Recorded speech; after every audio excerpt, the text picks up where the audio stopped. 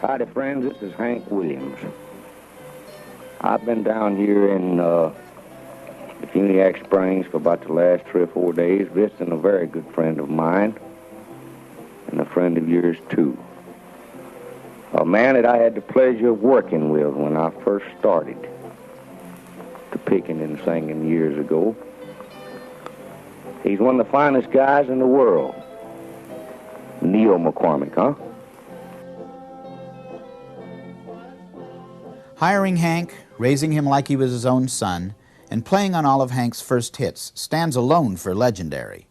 But both Neal and Hank were Cherokee Indians, Neal being born on the reservation in Wing, Alabama. This is where the legend is just beginning. Back then, Indians found it difficult to work, even as musicians, in some places. Well, highway troubadour was, back when I started, Indian couldn't stay in Georgia. He'd go out for 10 days, had to have a permit. But I got that all abolished. Now I can go and stay when I get ready and come back when I get ready. I'm Indian, but they didn't know where it was. I was Indian or Hawaiian. They didn't know the difference. Most of them didn't, so I just called it Highway Troubadour. It just went on.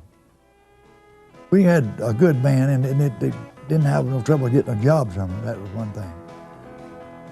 The band traveled around the country in limousines and then buses, playing barn dances, honky-tonks, and radio programs. Now the extraordinary part of his story. Back before the band, Neal was attracting large crowds on street corners with a unique instrument. Upon some investigation, it just might be that Neal could have invented the first electric guitar, using parts from a Model T Ford. Well, I got an idea. I was playing in theaters, and shows out on the road. And I found an old gramophone pickup that somebody had built way back, and it had a little coil and a magnet around it, and that needle worked. That's where you got the music off. You see, it went on nothing, the needle just vibrated and it could pick up. So I got the idea from that, if it'd get off that needle, it'd get off the string. And I built me a pickup for a guitar. See, that's where I started out. And I built most of that out of an old Model T automobile, and it wore out of a coil, and the magnets off the old flywheel, but I made it work, and it worked good. It was just real loud. And that was back in, I believe, maybe 29 or 30.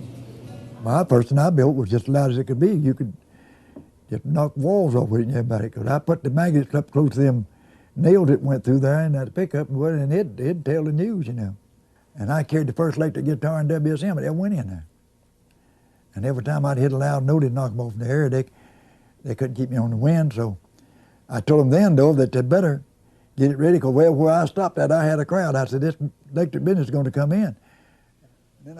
It is for sure that he invented the first four-sided steel guitar, because he used hindsight and got a patent. And, I got on some network shows, and I said, well, I've got to fix something. So I figured out to fix it square like this, where it would turn over and over, you see. And all you had to do is roll it, get another tuning. And it made it handy. See, I put that thing on there. That's off of an old Chevrolet light switch. See, that is right there. Later, Neal built 3 studios in Nashville. He played and associated with all the top performers, from Gene Autry and Roy Acuff to Elvis Presley. His recollections go on and on about his life. Not all my life, but part of my life, all up to down.